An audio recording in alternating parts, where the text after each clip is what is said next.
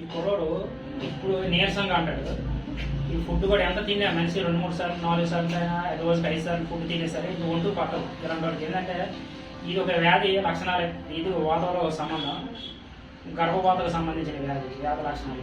తొందరగా శరీరం ఇంప్రూవ్మెంట్ అవ్వదు, కండరాలు ఇంప్రూవ్మెంట్ అవ్వదు, బోన్స్ విధంగా ఉంటాయి. ఇలాంటి వాళ్ళకి మనం ఈ ఫుడ్ లక్షణాలు ఏంటంటే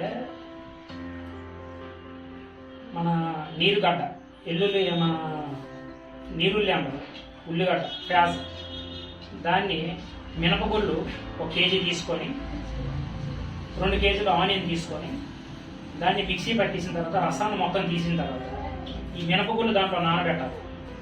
నైట్ నానబెట్టి పొద్దున్న పైన ఎండలో బాగా ఎండ వచ్చినప్పుడు మాత్రం దాన్ని బాగా ఎండేసిన తర్వాత మళ్ళీ యథాస్థితిగా మినపగుళ్ళలాగా ఉండాలి. కానీ దాంట్లో వాటర్ మాత్రం ఇంకుతూ దాంట్లోనే ఉండాలి. కానీ మళ్ళీ నీరు వాటర్ ఆనియన్ వాటర్ పడడం కానీ ఇలాంటివి మాత్రం చేయకూడదు.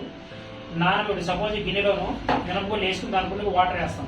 ఒక ప్లేట్ తీసుకొని వాటర్తో సహా ఒక తౌకలో పల్లెంలో వేసుకొని దాంతో యథాస్థితిగా ఎండాలి మినపగుళ్ళు మాత్రం.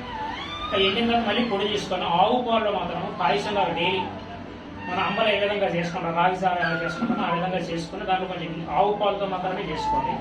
దాంట్లో నెయ్యి 2 స్పూన్లు, పట్టికి 1 స్పూను కలుపుకొని డైలీ కానీ పడగొడుకుని మాత్రం డైలీ తింటూ మళ్ళీ 4 గంటలకు ఈ టైం సాయంత్రం ఈ టైం కూడా డైలీ తింటే అలాగా 3 నెలలుగా ఇంప్రూవ్మెంట్ చేసుకుంటే ఎలాంటి నీరసం కానీ కండల అభివృద్ధి కానీ బాగా పెరిగింది. ఈ వ్యాధులు చాలా మంచిదే. ఇది గర్భపాతం అంటారు. ఈ గర్భపాతం లక్షణాలు ఉన్నందుకు ఎలాంటి వాళ్ళైనా సరే 100% పనిచేస్తుంది.